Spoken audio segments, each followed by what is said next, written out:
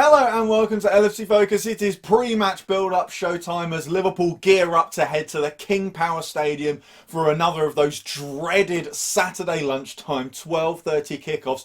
Although this time, for once, Liverpool are the ones who are actually benefiting from it. Normally, we face this kind of game having come off the back of a difficult European game on Wednesday night, or a League Cup tie against a Premier League team, or any kind of game that will have taken it out of our squad and will therefore give us a little bit of a difficult situation to deal with the very short turnaround between games. This time, it's Leicester who have had to deal with that, having played in the FA Cup on Wednesday night, whereas Liverpool have had pretty much an entire week. We, of course, did play last time out against Manchester City at Anfield on Sunday afternoon, and since then the manager has had an entire week, 5 whole days, to allow his players time to rest, which is as crucial as anything, but also to work through things a little bit on the training ground as well. And given the way Liverpool have been performing in recent weeks, that's probably a pretty good thing. I think there are a lot of issues with the side at the moment that you feel can definitely be solved if the manager just gets a little bit of time, just him and the players, to work through tactical issues. You know, looking at people like Thiago coming in,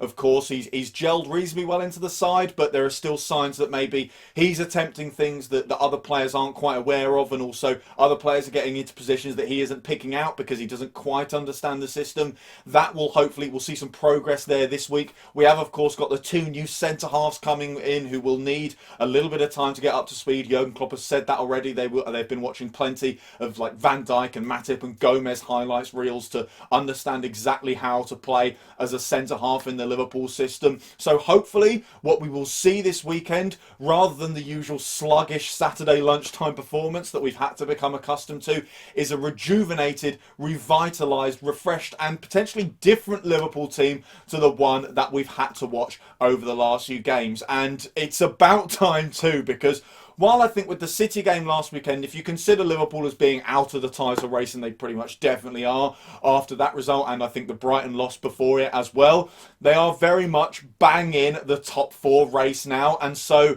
playing a team like Leicester, who are pretty much a direct rival, we've played the same amount of games as them, they're 1 place above us in the table, they're 3 points ahead as well, they are a top 4 rival, and therefore, while you can almost afford to lose against City, because in a way when they're that far ahead of you and they look so on course to win the Premier League, it's a bit of a free hit against them. This is a real 6-pointer. This is a game that, regardless of whether or not we won against Manchester City, this is the game that you feel like we can't lose. We can afford to lose against Man City. A win would have been great, but this one, if you lose, you are in serious trouble. And as I said, the one thing you really don't want to be dragged into is a proper dog of a fight for a top 4 place. I think when you look back at the last 2 recent times that Liverpool finished 4th, which is in 2017 and 2018. The 2018 one, we only really finished 4th because we tailed off a little bit towards the end of the season. We'd set up a pretty good platform that allowed us to then have a little bit of a blip while we were spreading ourselves thin with the European Cup campaign as well,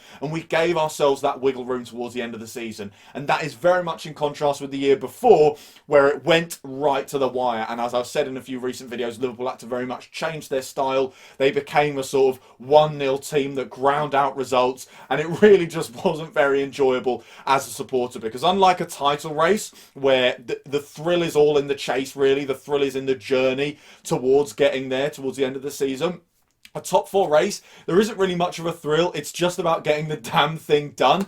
So Liverpool really don't want to be dragged into that. And if we don't want that to happen, then we've got to do what we did in that 2018 phase, where we gave ourselves a bit of wiggle room. You know, we put ourselves in a position where we could afford to drop a few points here and there, because we'd done the work earlier on in the season to put distance between us and everyone else. And with a game against Leicester, a real challenger for those top 4 spots, a win here would go a long way to achieving that. So team news going into the game, the big announcement in Jurgen's press conference this morning at 11:30 was that Fabinho is not available for this game. You know, it is comical at this stage. What can you do but laugh? You know, it's It's no longer frustrating. It's almost just what we do. You almost expect at least one injury blow at centre half per game. This is just the hand that we've been dealt this time around. Jurgen Klopp said it's a little issue. He didn't really give any longer term prognosis for exactly how long Fabinho will be out. So hopefully, fingers crossed, touching wood, everything else,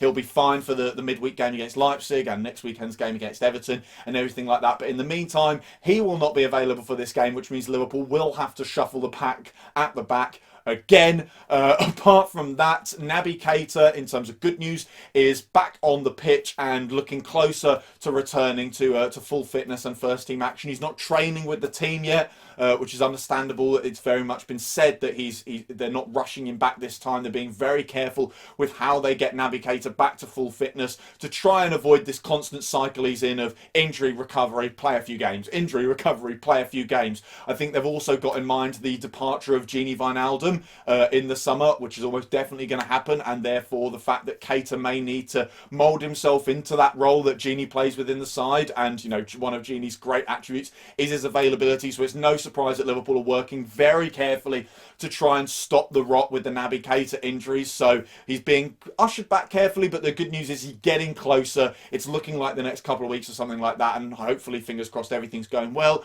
and we see him in full team training sometime soon. Diogo Jota is also in a similar situation. He's back on a pitch, not with the team. Jurgen said it's slightly later for Jota, maybe 2 to 3 weeks, but that again is a massive boost for Liverpool. Having him available, he was so useful for us earlier on in the season. He allowed us to do that thing I've been talking about, which is to put distance between us and the top 4 challengers. So hopefully he can help us do that when he returns. So there's some positive injury news there. Keita coming back, Jota coming back. Hopefully their recoveries continue unabated. But of course the big issue is the Fabinho departure and exactly how that is going to affect Liverpool's back line. So then, as for how I do think Liverpool are actually going to line up for this game, I think it'll definitely be Alisson Becker in between the sticks. I think any argument for dropping him because of the mistakes he made against Manchester City is absolutely ridiculous. Jurgen Klopp acknowledged it in his press conference today. He said that, all goalkeepers, no matter how good, will make mistakes, and it is of course about how you bounce back from them. And Alisson has proven himself to be, one of our key mentality monsters in this team that Jurgen Klopp has put together. So I have no doubt that the mistakes shouldn't affect him in the game at the weekend, and he will hopefully come back the brilliant Alisson that we all know and love and has done so many brilliant things for Liverpool over the last couple of years. In front of him, I think Henderson definitely keeps his place in the centre-back pairing. You don't want to change both of them for this game. And then I think we will see a debut for Ozan Kabak. I predicted this for the Man City game. Jurgen Klopp actually, stuck with the Fabinho and Henderson pairing. But of course, with Fabinho out of the picture now, and also when you're taking into consideration both this game and the ones that are coming up, I think it makes sense to start Kabak even. He's had a little bit of time now to gel with the team. I'm also thinking about Jamie Vardy's presence for Leicester and how maybe Nat Phillips is a good defender, great in the air, but not quite suited to this game. He does have some issues with his pace and with his positioning within a high line that could be exposed by Jamie Vardy and that very rapid Leicester counter-attack. So I'm a little bit concerned about him being used in this game. Reece Williams, I think, is taking a little bit of a backseat because of some high-profile errors at Old Trafford and everything like that. And I think Jurgen is very much concerned with his long-term development now and making sure that that continues unabated without putting him in the limelight and potentially harming that in any way as a result. So I don't think we go with Reece Williams. And I think now we've had that time on the training ground, he's had a few days. And also looking ahead to the fact we play Leipzig in midweek, I think he's nailed on to playing that game, because if you want to talk about him adapting to English football, well, if there's one team he knows how to play against, it'll be Leipzig, because of course he's got an extended history of playing in the Bundesliga with Stuttgart and then with Schalke as well. So I think he definitely comes in for that game. So I don't see why you wouldn't want to put him in for this as well. Give him a bit of experience, up against a strong forward like Jamie Vardy, who maybe isn't quite in form because of the injury that he's just returned from, but also because I think looking at him, he looks a bit faster, a bit quicker. He's still got the strength to deal with Vardy as well. And I think, it's a bit of a baptism of fire putting him up against a fantastic Premier League striker,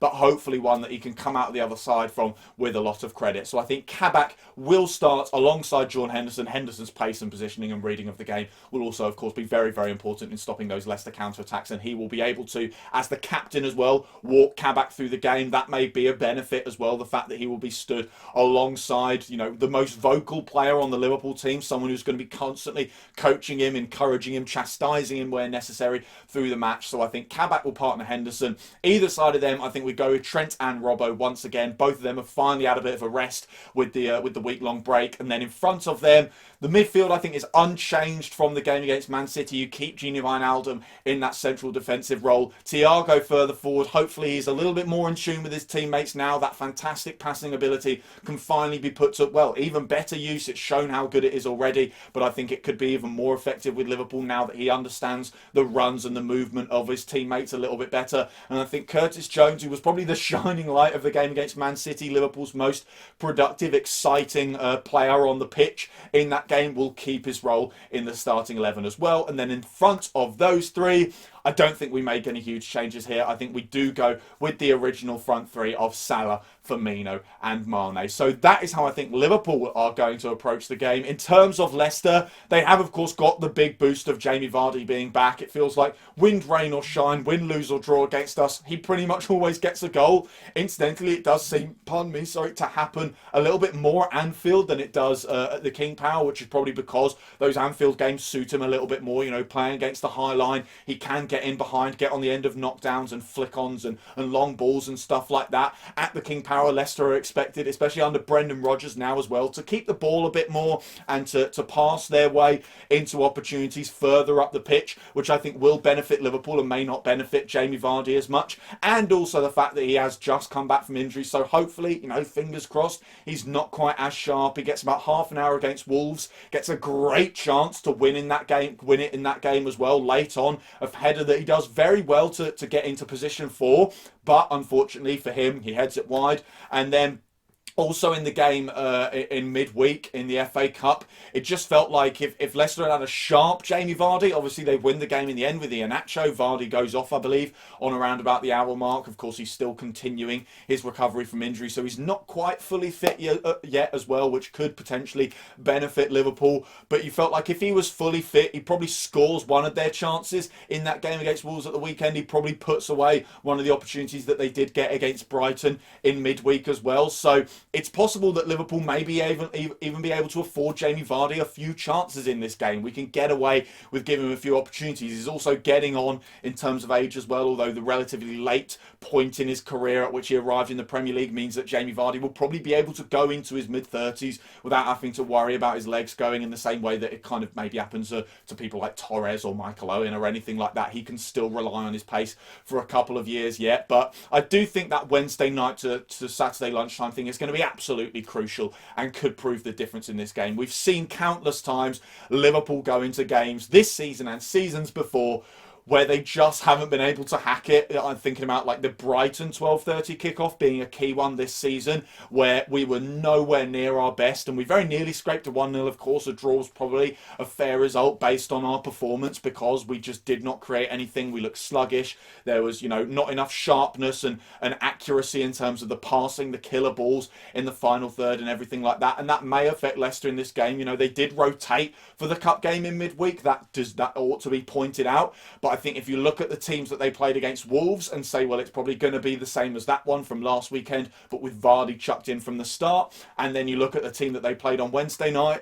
I'd say that probably about 5 of the players that played on Wednesday night are going to be involved in this game as well, Vardy included. And of course, other players got on as well. Hamza Chowdhury comes on the hour mark. Kelechi Iheanacho, who could potentially play a role, comes on the hour mark as well. So every player has had some role to play in that Brighton game pretty much. And also I think it's noticeable that Leicester weren't quite as sharp over the last couple of games as they normally have been. Looking at that Wolves game, Wolves did have plenty of chances to win the game and it was only poor finishing that let them down. They had a much better XG than Leicester. It was over 1, so they should have really scored a goal in that match, but unfortunately their finishing was a little bit wayward. So Leicester afforded them opportunities there, but then at the other end Leicester had chances to win it as well. few and far between, admittedly, but on the counter-attack they did look threatening, and it was just wayward finishing for them as well that caused problems. So Liverpool have to cross their fingers that happens again, that Leicester don't have that sharpness in front of goal, and also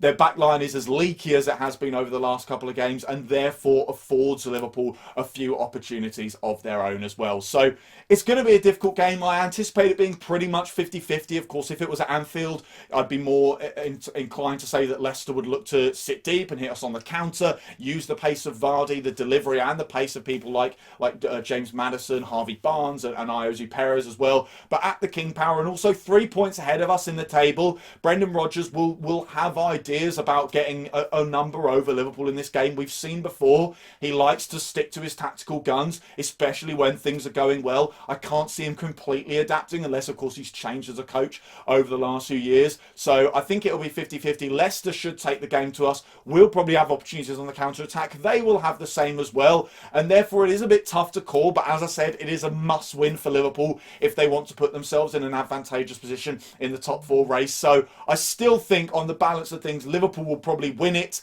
But, you know, if the last few months have shown us anything, it is that absolutely anything can happen in a Liverpool game at the moment. So that is all for today's video. Thank you guys very much for watching. If you did enjoy the video, as always, you know what to do. Hit the like button down there. Hit that subscribe button there if you're new around here. Check out some of the other videos that have been out on the channel over the past few days. Don't forget to follow at LFC Focus TV on Twitter. And I'll be back tomorrow afternoon after we've hopefully beaten Leicester. Until then, bye for now.